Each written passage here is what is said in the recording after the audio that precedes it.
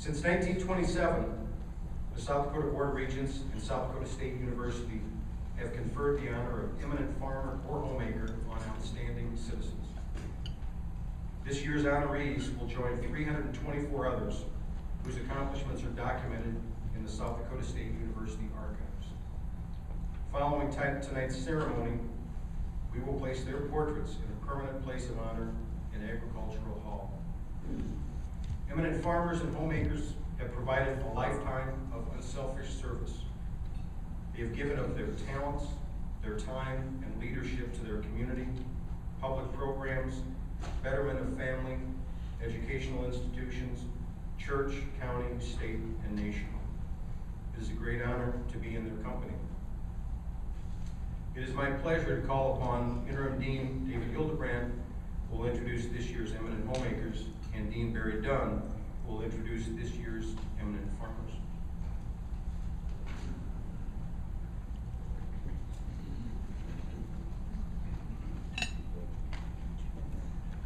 Before I make the first of those introductions, I just want to take this opportunity to say thank you on behalf of the students who received the scholarships that you raised this money for. It's my privilege to help select those students, and it makes a great difference in their lives. So thank you very much for being a part of that scholarship program.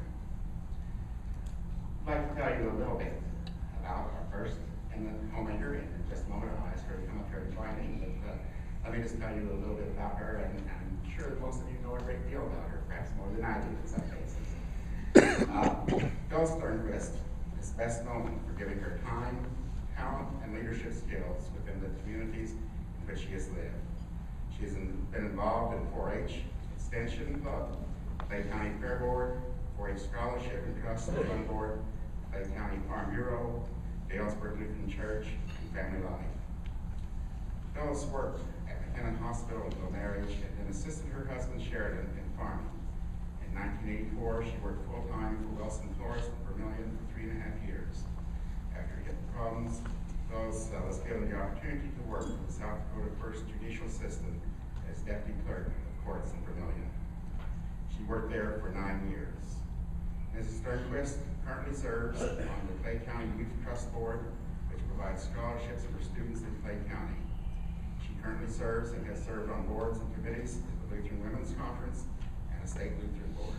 She also has graced many events in the community with flowers from her home flower shop. In 1963, Phyllis graduated from Beersford High School before pursuing a degree as a licensed practical nurse in Sioux Falls from the Presentation Sisters. She and her husband have 3 children, one with a degree from SDSU, and Phyllis and her husband have been great supporters of South Dakota State University and the College of Agriculture. Phyllis, would you please come forward?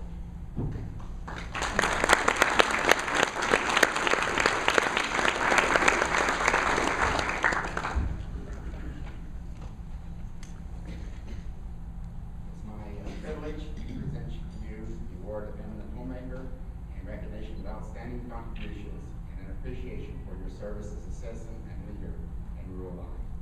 This is conferred by the College of Agriculture and Biological Sciences and the College of Education and Human Sciences on this 10th day of September 2010. And as a small token of our appreciation, we would also like to present you with this. Thank you so very much.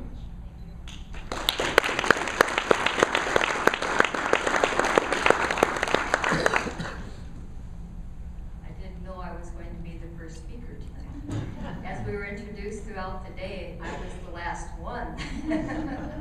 So good evening. First of all, I'd like to say thank you today. It's been a very memorable day for myself and a great experience. I am truly humbled to be receiving this distinguished award of the 210 South Dakota Eminent Homemakers Award. It is overwhelming to be among so many wonderful women. And there are great women in South Dakota who serve and do great things for their communities. So thank you to South Dakota State University Colleges of Agricultural and Biological Sciences and Education and Human Sciences for sponsoring this award. I also would like to thank my friend Carol Schubeck. I know who believed in me to submit my name. I think this is who's behind this. And I think also my sister Clary and my neighbor Ron Johnson had a big part of it.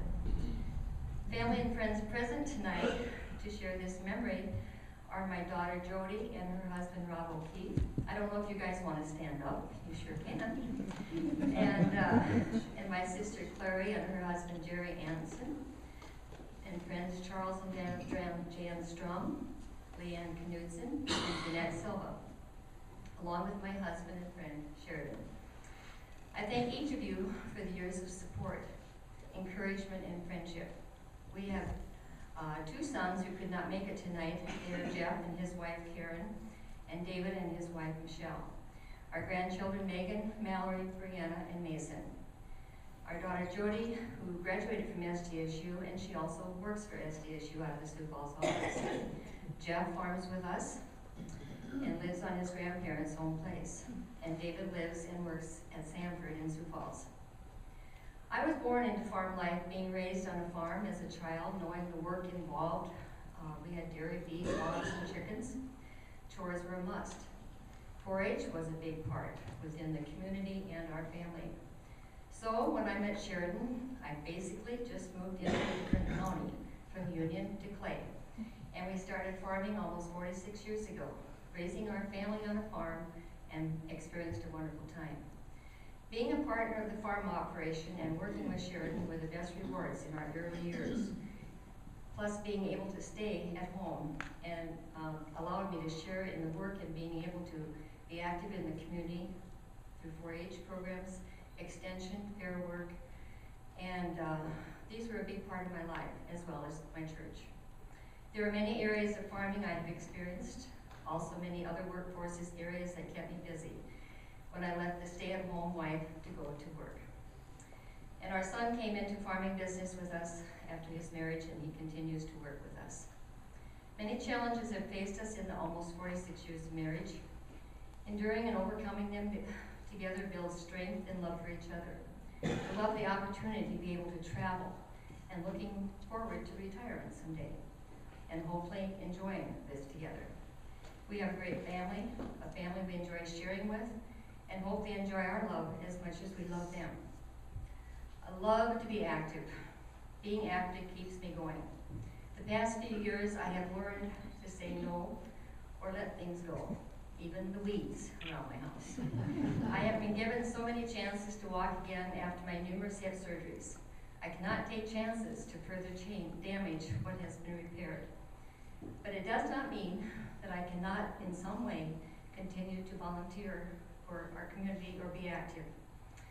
And I may not participate in physically challenged things, but you can always go visit and do other things. This is just another season of my life. I have not had so many good ones.